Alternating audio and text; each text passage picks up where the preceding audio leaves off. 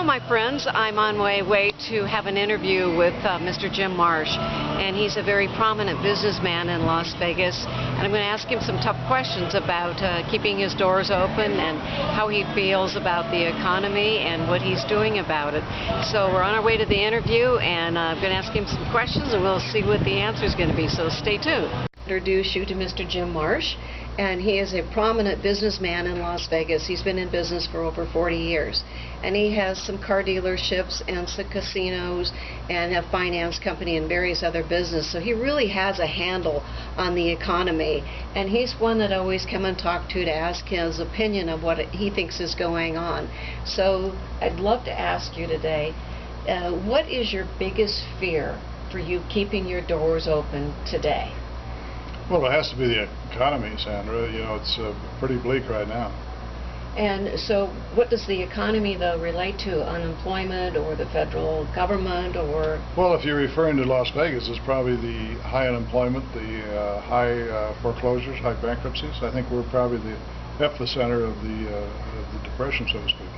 Yeah, I would have to agree with that. And I'm sure that you talk to many other prominent businessmen in Las Vegas. Are you hearing the same thing? Same thing from practically everybody. Because a couple of things I've heard is their uncertainty of what the government, whether it's federal or state, are going to do that will impact their business. Well, one of the things that impacts everybody's business is all the regulations that are coming down. Not only county, city, federal. It's day after day. They're more and more all the time, and they're more restrictive to business. So you never know what government's going to ask you to do, or a reporting time, and probably increase in fees. Changes daily. Changes daily. So it makes it difficult for you to plan on how to grow your business. Oh, yeah, absolutely.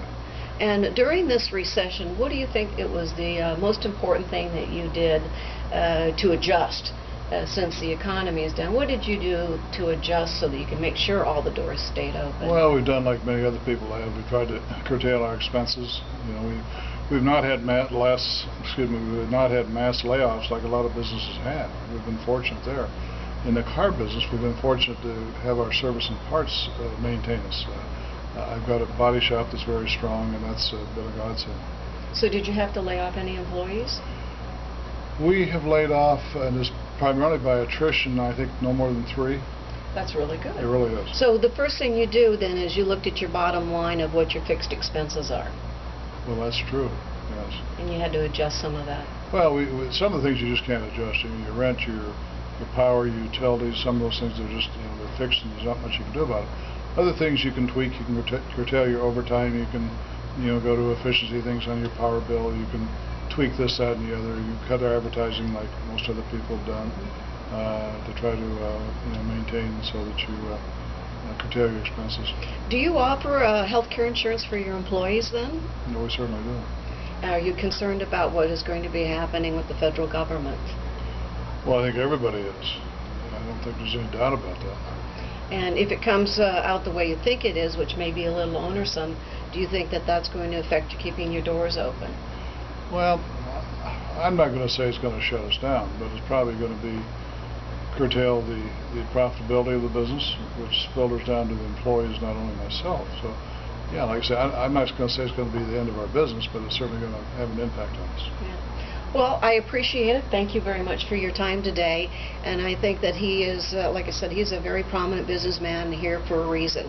So when he complains about government regulations, there's good reason for it. And he's very good at looking at the fixed overhead as well as some overhead and expenses that he can adjust.